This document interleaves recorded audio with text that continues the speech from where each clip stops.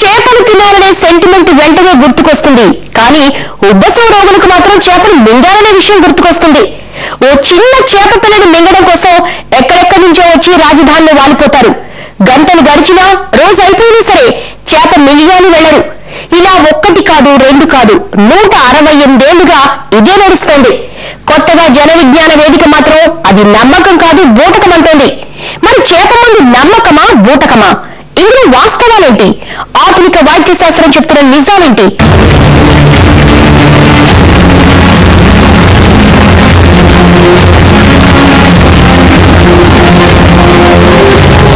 నమ్మకం ఇదే సగం జబ్బు నయం కావడానికి కారణం. ఆ నమ్మకం చేపతో కలిగిందంటున్నారు రోగులు. వాళ్ళ నమ్మకమే కొండంత బలం అంటున్నారు భక్తుల సోదరులు.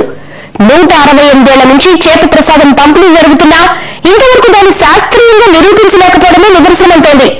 జన విజ్ఞాన వేదిక మాత్రం అది నమ్మకం కాదు ఒట్టి బూటకమంటోంది. మరి ఇద్దరి వాదనలో నిజమంట. ఇందుకీ చేప మందులో ఏముంది? చేప ప్రసాదం అనుకునే కథ ఏంటి?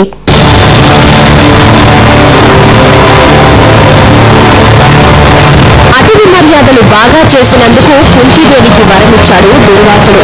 ఈ కలియుగంలో అతిథి సత్కారాలు బాగా చేసి సేవించినందుకు భక్తుల కుటుంబానికి ఓ రహస్య ఔషధం ప్రసాదించి వెళ్లాడు ఓ సన్యాసి. 1845లో ఉబ్బస వ్యాధి నివారణ కోసం ఓ సన్యాసి ఇచ్చిన మూలిక రహస్యమే ఈ చేప మందు. ఓ సన్యాసి చేపలో మందు ఉందని ఎలా తెలుసుకున్నాడో గాని ఆ రహస్యాన్నే వంశ పారంపర్యంగా కొనసాగిస్తోంది ఓ కుటుంబం. చేప మందు గురించి తెలుసుకున్న భక్తుల కుటుంబం అప్పటి నుంచి ఇప్పటి వరకు ఈ మందును పంపిణీ చేస్తూనే ఉంది.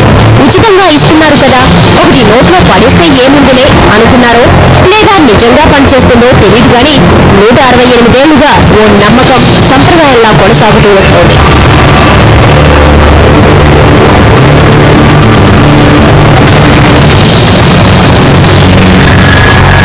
మృగశిరకార్తె వచ్చిందంటే చాలు చేప పిల్ల కోసం సుదూర ప్రాంతాల నుంచి వచ్చేస్తారు ఉబ్బస బాధితులు.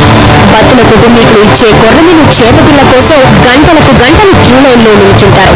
చేప మందులో శాస్త్రీయత ఉందా, ఉబ్బసాన్ని పోగొడుతుందా, అందులోని వివాదం ఏంటి అన్న విషయాలు కొందరికి అనవసరం. నిజం చెప్పాలంటే భక్తుల కుటుంబీకులు ఇచ్చే చేప మందుపై నమ్మకం ఉన్నవారే ఎక్కువ మంది ఉన్నారు. లేకపోతే సుమారు దశాబ్ద కాలంగా వివాదం నడుస్తున్నా కొన్ని లక్షల మంది ఈ మందు తీసుకోవడానికి వస్తున్నారంటే నమ్మేవారు లక్షల్లో ఉన్నారని చెప్పాల్సి ఉంటుంది.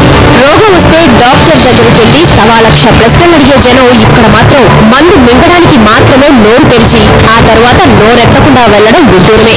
ఇదేంటి అని అడగరు, ఏముంటుందో తెలుసుకోరు, పనిచేస్తుందా లేదా అనేది అసలే అడగరు. మృగశిర కార్తెలో వచ్చే కొత్త కొరమీను చేప కోసం ఎగబడతారు.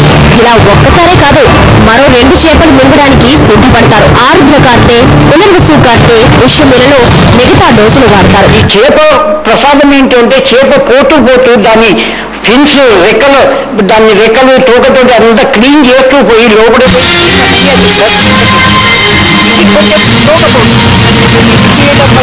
జాగ్రత్త ప్రసాదం తయారు చేశారు. ఆ ప్రసాదం మింగేయడం వల్ల ఒక సంవత్సరం ఉబ్బస నివారణగా చెప్పే చేప మందులో ఏ మందు ఉంటుందన్నది ఇప్పటికీ మిస్టరీనే. ఎన్నో ఏళ్లుగా జాగ్రత్తగా కాపాడుకుంటూ వస్తున్న రహస్యాన్ని వివాదం కారణంగా బయట పెట్టలేమన్నది భక్తుల కుటుంబీకుల వాదన. అందులో ఏముంటుందన్నది జనం అడగకపోయినా భక్తుల సోదరులు చెప్పే నిబంధనలు మాత్రం తూచా తప్పకుండా పాటిస్తారు. చేప మందు తీసుకున్న 45 రోజుల వరకు ప్రత్యేక ఆహార నియమాలు. ప్రతి 15 రోజులకోసారి 2 పూటల వేడి నీటితో మాత్రలు వాడతారు. ఇలా 3 సంవత్సరాల పాటు చేప మందు తీసుకుంటే ఉబ్బసం తగ్గిపోతుందనేది భక్తుల కుటుంబీకులు చెబుతున్న మాట. అంతేకాదు జన విజ్ఞాన వేదిక నానా గొడవ చేయడం తప్ప ఈ చేప మందుపై ఇప్పటి వరకు ఎలాంటి వివాదాలు లేవు. ఇది అబద్ధం, పచ్చి మోసం అన్నవారే లేరంటే అతిశయోక్తి కాదు. పైగా సైడ్ ఎఫెక్ట్స్ తో బాధలు పడిన వారు ఒక్కరూ లేరు.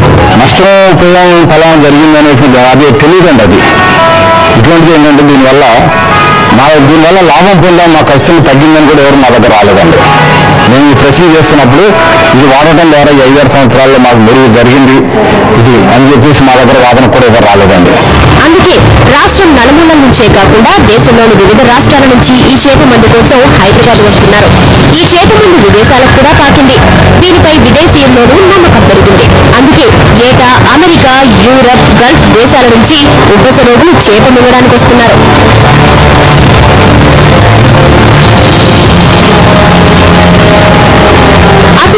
ఇందులో ఉన్న రహస్యం ఏంటన్నది జన విజ్ఞాన వేదిక కూడా పరీక్షలు చేయించింది.